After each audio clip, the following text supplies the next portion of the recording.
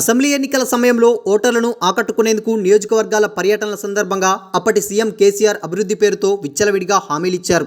అందుకు సుమారు 4,000 కోట్ల స్పెషల్ ఫండ్స్ను కేటాయిస్తూ నాటి ప్రభుత్వం ఉత్తర్వులు సైతం జారీ చేసింది. కానీ వాటిని కాంగ్రెస్ ప్రభుత్వం రద్దు చేయాలనే నిర్ణయానికి వచ్చినట్టు సమాచారం. నిధులు విడుదలై పనులు ప్రారంభమైన చోట వర్క్స్ కంప్లీట్ అయ్యేలా వెసులుబాటు కల్పిస్తూనే ఇప్పటికీ గ్రౌండింగ్ కాని పనుల విషయంలో మాత్రం ఉత్తర్వులను, శాంక్షన్ ఆర్డర్లను రద్దు చేయాలని ప్రాథమికంగా నిర్ణయం తీసుకుంది. ఈ విషయమైన సంబంధిత అధికారులకు మౌఖిక ఆదేశాలు సైతం జారీ అయ్యాయి. త్వరలో ఆయా శాఖల ద్వారా రాతపూర్వకంగా ఉత్తర్వులు వెలువడనున్నాయి.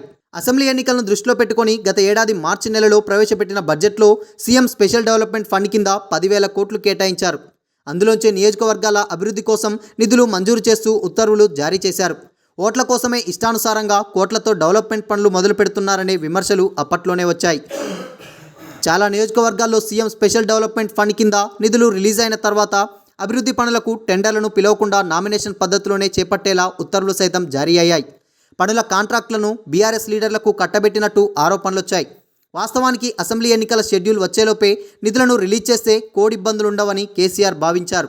ఆ ప్రకారం సెప్టెంబర్ చివరి నాటికే సుమారు 4,000 కోట్ల మేర పనులను నాటి ప్రభుత్వం శాంక్షన్ చేసింది. కొన్ని అసెంబ్లీ సెగ్మెంట్లలో మాత్రమే పనులు మొదలయ్యాయి. మెజార్టీ నియోజకవర్గాల్లో మాత్రం వర్క్ స్టార్ట్ కాలేదు. ఎన్నికల అనంతరం కొత్త ప్రభుత్వం ఏర్పడగానే ఆయా శాఖల సమీక్షల సందర్భంగా ఈ అంశం చర్చకొచ్చింది. గ్రౌండింగ్ కాని పనులన్నింటికీ సంబంధించిన శాంక్షన్ ఆర్డర్లను రద్దు చేయాలని సర్కార్ ఆదేశాలిచ్చినట్టు టాక్. దీంతో సచివాలయ అధికారులు సైతం ఆ దిశగా కసరత్తు చేస్తున్నట్టు సమాచారం.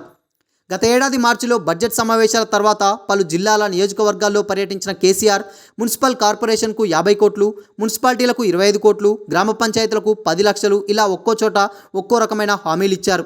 నియోజకవర్గం, గ్రామం అభివృద్ధి చెందుతోని ప్రజలు ప్రభావితమవుతారని భావించింది.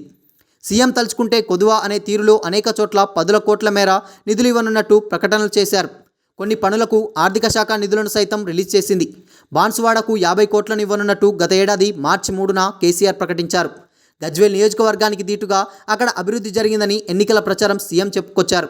ఎస్డీఎఫ్ కోటాలో శాంక్షన్ చేసిన 4,000 కోట్ల పనుల్లో సుమారు 200 కోట్ల విలువైన పనులు ప్రారంభమైనట్టు అధికారులు అంచనా. నియోజకవర్గాల వారీగా ఆయా శాఖల అధికారులు జిల్లా కలెక్టర్ల ద్వారా వివరాలను సేకరిస్తున్నారు.